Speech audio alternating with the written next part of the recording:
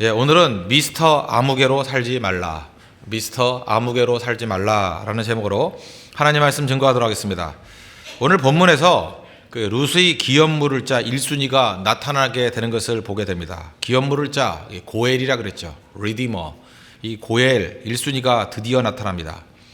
그런데 특이한 것은 뭐냐 하면 그 사람의 이름을 분명히 이름이 있을 건데 그냥 아무개 이렇게 표현합니다. 아무개, 미스터 아무개, 미스터 소앤소 이름이 있을 건데 왜 아무개라고 표현했을까? 이게 전 참 궁금했습니다. 1절 보십시오. 보아스가 성문으로 올라가서 거기 앉아 있더니 마침 보아스가 말하던 기업 물을 자가 지나가는지라. 보아스가 그에게 이르되 아무개여 이리로 와서 앉으라 하니 그가 와서 앉으매. 보아스가 그 사람 이름을 몰랐겠습니까? 모를 리가 없지요. 왜 몰랐겠어요? 친족인데 왜 몰라요? 그리고 지금 그 룻과 결혼하기 위해서 기업 물을 자 1순위가 누구다, 내가 두 번째다, 그거 다 알고 있는데 왜 이름을 모르겠어요? 잘 알고 있습니다. 그런데도 불구하고 그 아무개라고 불렀던 거 의미가 있겠죠. 성경을 보면은 그 나오미의 며느리가 둘이 있지 않습니까? 첫 번째 며느리가 오르바, 두 번째가 룻. 그 오르바는 같이 갈래 안 갈래 그러다가 뭐 갈래요 그러다가 진짜 갈래 그랬더니 안 갈래요.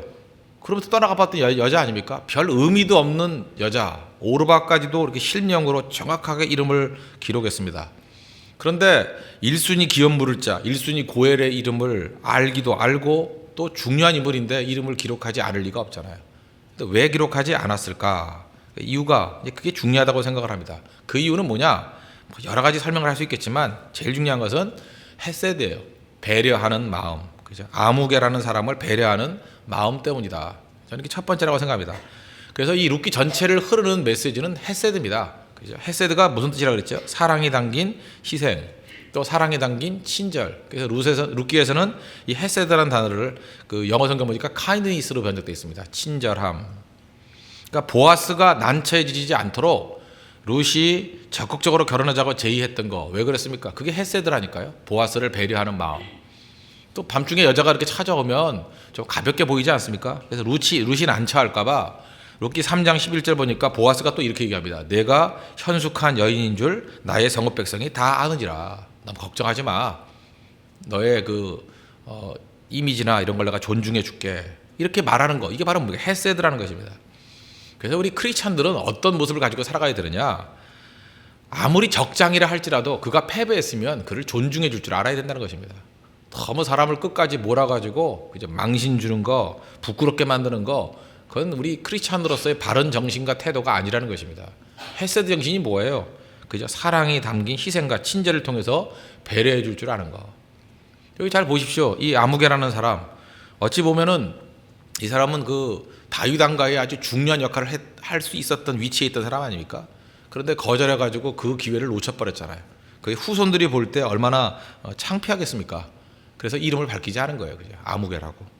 만약에 그 이름이 있다 그러면 그 후손들, 또 우리는 악해가지고 또 뒤지겠죠.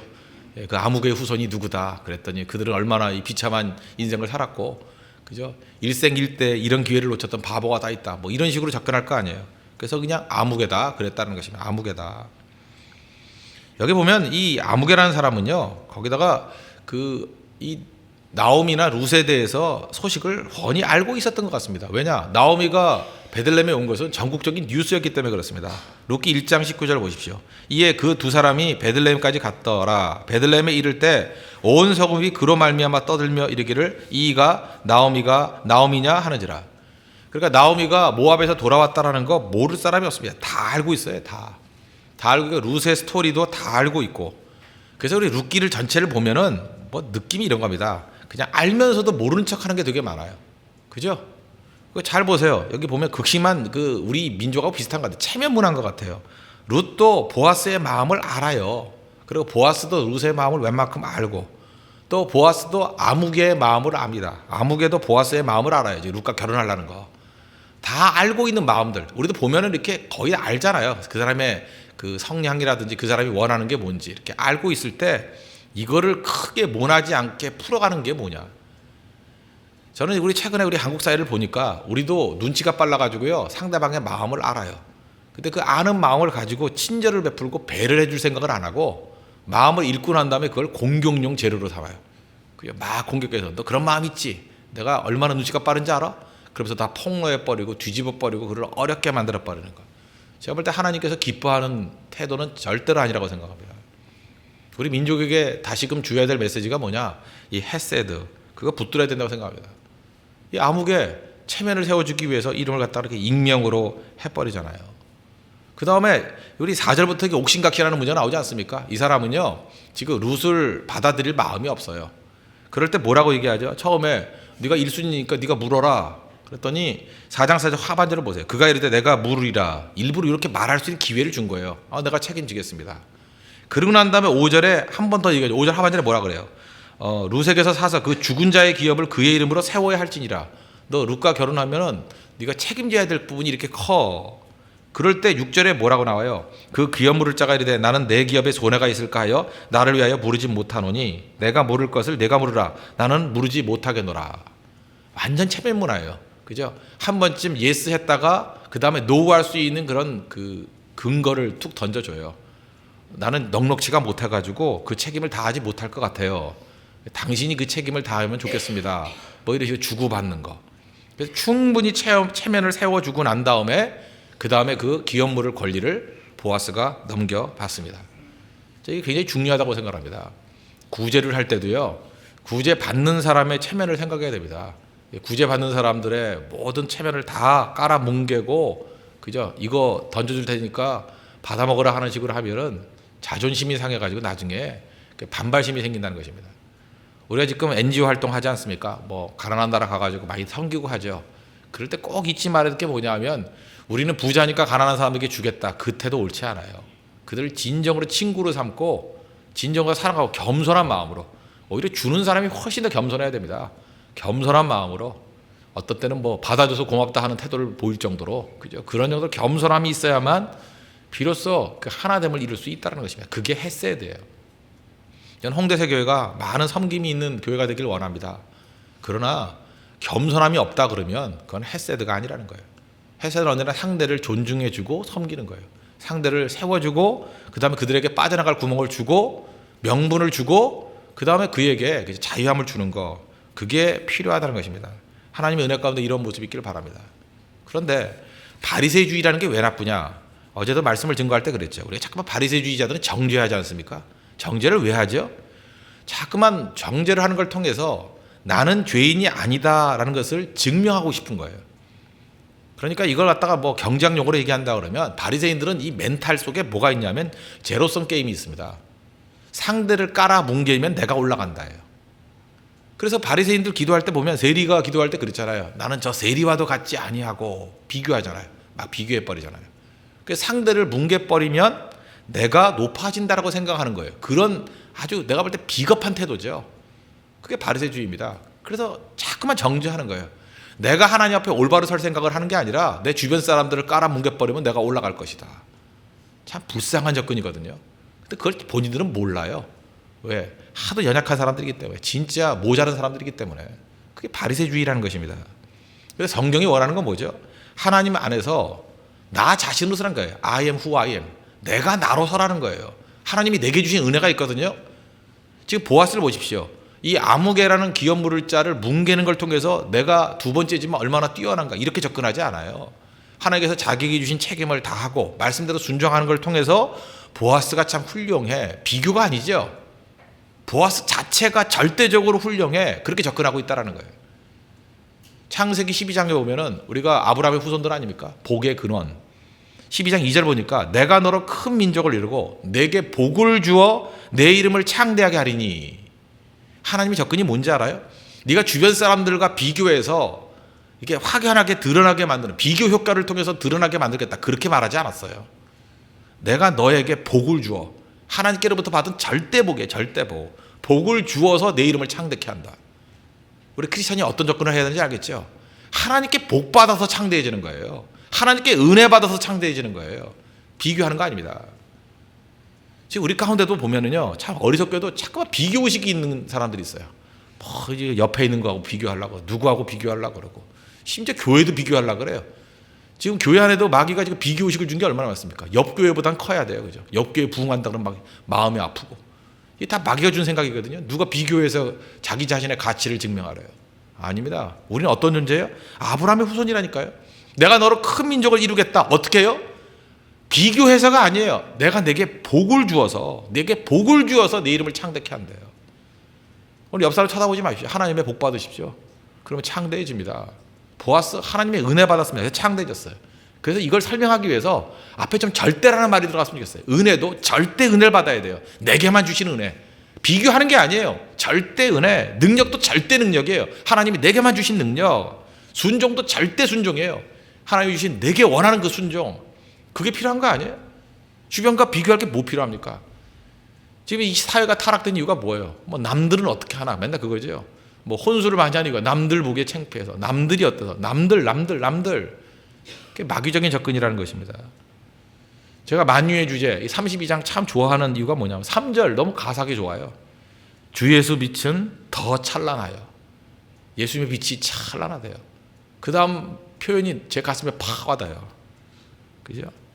참 비교할 수 없도다. 비교가 불가능한 거예요. 절대적인 거는요. 참 비교할 수 없도다. 우리 성도의 삶은요, 비교하는 게 아니에요.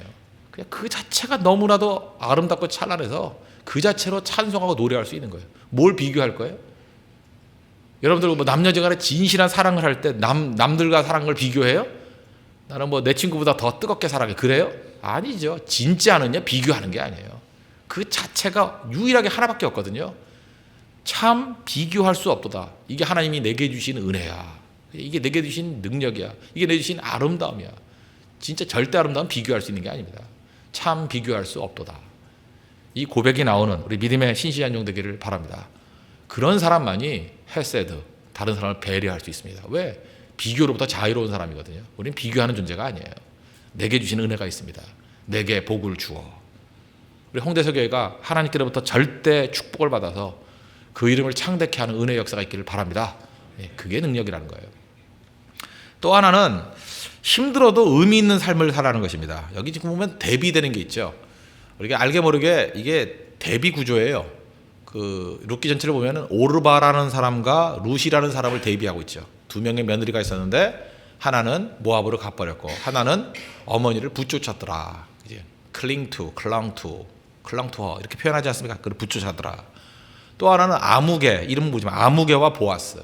그죠? 기업물을 자 1순위 아무개가 있었고 미스터 소앤소가 있었고 또 하나가 보아스가 있었다. 근데 이 사람은 그 특권을 포기해버려서 아무개가 돼버렸고 보아스는 이렇게 영광스럽게 되었다. 여기서 오르바와 아무개의 특징이 무엇입니까? 평탄함을 추구했어요. 그리고 손해보지 않는 삶을 추구했어요. 책임지지 않는 삶을 추구했어요. 느끼지 않는 삶을 추구했어요. 그러니까 이름이 무명이 돼버리잖아요. 아무개, 미스터 소앤소. 이름을 이렇게 지어요. 아무개. 여러분들 아무개라고 하면 좋겠어요? 그 아무개 일로 와봐. 미스터 소앤소. 이게 참 기분 되게 나쁘죠. 오르바는 그래도 이름이라도 있지. 우리가 하나님 앞에서 의미 있는 인생을 살기 위해서는요, 고난을 기뻐해야 돼요. 아픔과 슬픔을 갖다가 그냥 부딪혀야 된다고요. 인생은 의미가 중요한 거다. 미닝이 중요한 거예요. 아프면 어때요? 아프면 힘들면 어때요? 하나님의 생명이 충만해지면 바로 그런 의식이 생긴다는 것입니다. 전천후란 말이죠. 전천후. 환경이 변하면 어때요? 그냥 가면 되는 거지. 그래서 어떤 사람이 건강한 사람이 있으면 어때요? 비가 와도 자전거 타요. 눈이 와도 자전거 타요. 뭐 어때 뭐. 그죠? 비 오면 비 맞는 자전거가 재밌는데, 그죠? 눈 오면 눈 오는 자전거가 재밌는데 좀 위험은 하지만. 뭐 넘어지면 어때? 넘어지면 또 어때? 넘어지면. 그죠? 그래서 마데카 소리 있잖아요. 넘어지면 어때요? 약도 딱 뭐래요? 바르면 되는 거지. 또 겨울철엔 또 빨리 안 달리잖아. 슬슬 달리면 되잖아요. 그죠? 그러니까 why not 하는 그런 마음이 있어야 돼요. 넘어지면 어때? 피곤하면 좀 어때요? 좀 아프면 어때? 제가 어저께 그 일주일 동안에 좀 이렇게 감기 몸살이 좀 있었던 것 같아요. 그랬더니 우리 성도들이 제가 두 가지를 느꼈어요. 생각보다 참 이 목사를 되게 사랑하는구나. 이 간격을 했다 보니까 진짜 진심으로 기도해주고 진심으로 걱정하는 분들이 되게 많더라고요. 진심으로 고마웠습니다. 첫 번째 고마웠어요. 두 번째, 저는 성질이 안 좋아서 또 이렇게 잠깐 반발심 생기더라고. 감기 걸리면 어때? 죽어요? 감기 걸려서 죽는 사람 봤어요? 제가 죽을 것 같아요? 죽이고 싶어요? 감기 걸리면 어때요? 감기 걸리면 뭐 좀 아프다가 나으면 되는 거지. 그죠? 감기는요, 약 먹으면은 2주 안에 낫고 안 먹어도 14일 안에 나아요. 그게 감기예요. 그러니까 시간 지나면 낫는 거거든요. 감기 좀 걸리면 어때요? 아무것도 아니거든요. 부딪히면 되는 건데, 우린 그걸 두려워해요. 뭘 안 해야 되는지 알아요. 그러니까 아무것도 안 하고 사는 거죠. 인생이 뭔데요? 부딪혀야죠. 전도서 3장에 보니까 인생에 대해서 이렇게 얘기하지 않습니까? 범사에 기한이 있고 천하만사에 다 때가 있다고. 거기 뭐 여러 가지 나열하자. 대비로 울 때가 있고 웃을 때가 있고 슬플 때가 있고 춤출 때가 있고 또 뭐 찾을 때가 있고 잃을 때가 있고 사랑할 때가 있고 미워할 때가 있고 다 그렇지 않아요? 우리가 어떤 사람을 미워한다. 누굴 미워해요? 무지하게 사랑했으니까 미워하는 거죠. 그러니까 미움도 오히려 아무 감정 없는 것보다 미움이 나요. 미워했다는 거는 느끼고 있다는 거 아니에요? 사랑한 사람을 미워하는 거지. 여러분 아프리카에 있는 사람 미워하는 거 봤어요? 아프리카 가봉에 있는 누구누구 뭐 미워요? 뭐 양복 가봉이나 하려고 그러지 뭐 가봉인 사람 누구 보고 신경이 났어요 그거? 근데 누가 미워요? 사실 우리 가까이 있는 사람이 미운 거예요. 그죠? 옛날에 사랑했던 사람. 그런 거예요. 그러니까 사랑하고 미움이란 건 동의예요. 동의요. 상황이 달라졌을 뿐이지. 그러니까 슬픔을 경험할 줄 알아야 기쁨이 뭔지 알죠. 지금 많이 슬퍼요. 많이 슬프니까 그 슬픔의 강도만큼 이제 뭐가 생기면 기쁠 거 아니에요. 그렇지 않아요? 슬픔을 모르는 사람이 어떻게 기쁨을 알 수 있겠습니까? 슬픔을 알아야 기쁠 수 있는 거예요. 그래서 여러분 하나님께 지금 많은 슬픔을 주셨죠. 그러면 진지하게 슬픔을 즐기세요. 슬플 때까지 슬퍼보라고요. 울 만큼 울어보고 많이 울어야 돼요. 다윗 보세요. 많이 울던 사람이니까 많이 기뻐하는 사람이 되잖아요. 같은 얘기거든요. 슬퍼할 수 있다는 것은 기뻐할 수 있다는 얘기하고 똑같은 거라고요. 어둠이 짙다는 얘기는 뭐예요? 빛이 강하다는 얘기하고 똑같은 거라고요. 사는 겁니다. 그래서 생명이 임하게 되면요. 기쁨만 있는 게 아니에요. 기쁨과 슬픔이 교차되는 거예요. 그래서 기쁨도 누리고 슬픔도 누리고 그 안에서 가치를 다 누리는 거예요. 다윗이 기쁠 때만 인생이었어요? 슬플 때 그의 인생이 더 깊어졌어요. 기쁨과 슬픔을 교차적으로 주셔가지고 내 인생을 의미 있게 만드는 거예요. 그래서 시편 18편 29절 우리 항상 외웠던 말씀이죠. 내가 주를 의뢰하고 적군을 향해 달리며. 적군이 있다는 게 뭐예요? 적군이 있기 때문에 내가 의미가 있어진 거죠. 적군이 있기 때문에 더 강해지는 거죠. 안 그렇습니까? 적군이 있는 게 나를 도와주는 거예요. 내 가치를 높여주는 거예요. 내 하나님을 의지하고 담을 뛰어넘나이다. 담을 뛰어넘는 게 뭐예요? 담이 있으니까 내가 살아있다는 걸 보여주는 거죠. 내 에너지를 보여주는 거죠. 여러분 어떻게 생각해요? 지금 우리 그 전자업계에서 커다란 그 세계 대전을 벌이고 있죠. 삼성전자와 애플 싸우고 있죠. 우리는 그런 생각하죠. 야, 그 돈 잘 버는 그 나라가 뭐하러 싸우냐? 그냥 친하게 지내라, 친하게 지내라. 근데 한번 생각해 보세요. 나는 이 싸움이 좀 오래 갔으면 좋겠어요. 계속 특허 갖고 싸우고 또 싸우고 하여튼 2013년까지 계속 싸웠으면 좋겠어요. 한 1년 정도 더. 애플과 삼성이 싸우다가 어떤 일이 벌어졌어요? 일본의 전자회사들이 다 의미를 잃어버렸죠. 소니가 뭐예요? 파나소닉? 걔가 뭐예요? 몰라요 그런 거? 샤프 펜슬이에요? 이제 의미가 없어졌잖아요 다. 잘 보세요. 어떤 것이 싸우고 있다는 건 뭐냐 하면 싸우는 두 존재가 점점 더 강해져요. 그죠? 내가 볼 때 애플이 건재해야 돼. 애플이 있으니까 삼성이 더 강해지는 거라고. 그죠? 또 삼성이 있으니까 애플도 더 강해지는 거예요. 둘이 경쟁하니까. 그래서 3등, 4등, 5등 일본 회사들이 다 무너져 버리잖아요. 원래 그런 거예요. 그렇다 그러면 나에게 있어서 애플이 누군가를 한번 생각해 보세요. 나의 대적이 있어요. 대적이 무조건 나쁘기만 한 겁니까? 아니에요. 하나님께서 나의 그 스파링 파트너로 애플을 줬어요. 그 내가 강해지는 거예요. 내 스파링 파트너로 삼성을 줬어요. 내가 강해지는 거라고. 의미 있는 거죠. 왜 그 싸움을 피하려고 그래요? 강한 자와 싸우다가 내가 강해지는 거예요. 그렇죠?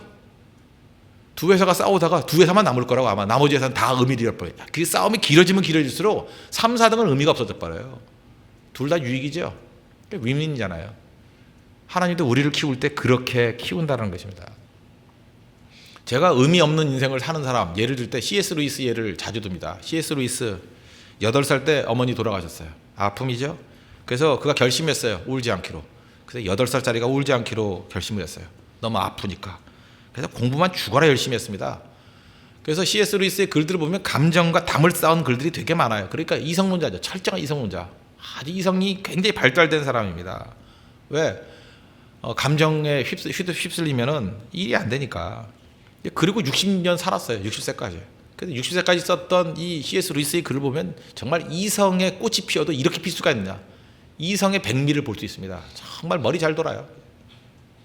그러다가 60세에 조이 데이빗맨이라는 여자를 만나죠. 늦바람이 무섭죠. 그때까지 총각으로 혼자 살았어요. 그러다가 60세에 조이 데이빗맨을 만났습니다. 사랑에 빠졌어요. 늦바람이 무섭죠. 여기 60세 넘으신 분들도 조심해야 됩니다. 늦바람이 무서워요. 그죠? 근데 이 여자하고 만나서 진짜 사랑을 한 거야, 진짜. 근데 이 조이 데빗맨은요, 굉장히 자유로운 영혼이었어요. 자유로운 영혼. 그 C.S. 루이스를 보면서 한심해 보이는 거예요. 너 왜 그따위로 사느냐? 아니, 한 시대의 영성가요, 한 시대의 석학한테 그런 말을 함부로 할 수 있는 여자가 드물죠. 근데 막 삿대질을 하면서 너 왜 그따위로 사느냐? 그게 사는 거냐? 왜 느끼지 못하는 인생을 사냐는 거예요. 왜 아픔을 갖다가 피해가느냐는 거예요. 그러면서 그가 얘기하기를 하나님의 사랑을 믿고, 하나님의 사랑을 믿느냐? 믿지요. 마음껏 인생을 꽃피우라 그랬어요. 부딪히라고. 아프면 좀 어때요? 와이낫이에요, 와이낫. 아프면 어때? 힘들면 어때? 깨지면 어때? 그냥 살라고. 네 인생을 살라고. 그때부터 자기 삶 가운데 온기가 느껴지고요, 자기 삶에 새로운 바람이 불어온다 그랬습니다. 호기심이 생기고 느낌이 오고 그래요. 여러분도 어떤 사람 만나보면요, 이렇게 생명이 살아있는 사람 만나면 호기심이 생겨요. 느낌이 와요. 야, 이제까지 내가 헛살았다 그런 생각이 들고, 그런 사람 만나면 설레임이 생겨요. 설레임이 막 설레요. 와, 인생 이런 거구나, 그죠? 인생을 갖다 이렇게 뒤흔들어 버리 기절을. 조이 데빗맨이 그런 여자였어요. 그 C.S. 루이스의 삶 전체를 다 뒤흔들어 버렸다고. 그런데 행복이란 건 원래 오래 안 가는 것 같아요. 그죠? 조이 데빗맨이 암에 걸렸어요. 1년밖에 못 산다고. 그거 알고 결혼했어요. 1년 동안 사랑을 불태우겠다고. 아주 무서운 애들이죠, 그죠? 아이들이 아니라 어른들이네, 그죠? 60세니까. 그런데 그 사랑의 불꽃이 대단하죠. 1년 산다 그러는 여자가 3년 2개월 살았어요. C.S. 루이스의 그 조이 데빗맨 만나기 이전과 이후 완전히 달라져 버려요. 그 이후에 쓴 책이 4가지 사랑 이런 책인데 깊이가 달라요. 인생이 달라지잖아요. 하나님께서 우리에게 원하는 내용이 뭔지 아십니까? 힘들어도 의미 있는 인생 살라는 거예요. 룻 보세요. 룻 부딪히잖아요. 그냥 눌러 앉아가지고 조용히 살다 죽을래 그러지 않고, 그 삶의 현장에 막 뛰어들잖아요. 그죠? 인생을 막 즐기잖아요. 어려움도 있잖아요. 위험도 있잖아요. 사실 그 보아스에게 이렇게 사랑 고백한다는 게 쉬운 일이에요. 그죠? 만약에 거절하면 무슨 개망신이에요. 부딪히잖아요. 망신 당하려면 당하리라 그러면서, 그죠? 막 부딪히잖아요. 멋지죠? 보아스는 어때요? 그죠? 이게 상황이 어떻게 될지 모르고 사람 부딪혀가면서, 그죠? 기업 물을 자 만나고 풀어가면서 살아가잖아요. 둘 다 특징이 뭐예요? 살잖아요. 인생을 살잖아요. 이게 우리에게 중요한 메시지라는 것입니다. 살아야 이름이 있습니다. 살아야. 자기 이름으로 사십시오. 제발 헌금 드릴 때 무명 이런 거 하지 말고. 이름 헌금이 죄 짓는 거예요? 자기 이름 갖고 살아요. 자기 실명제로 살라고. 실명제로 내가 뭐뭐를 한다.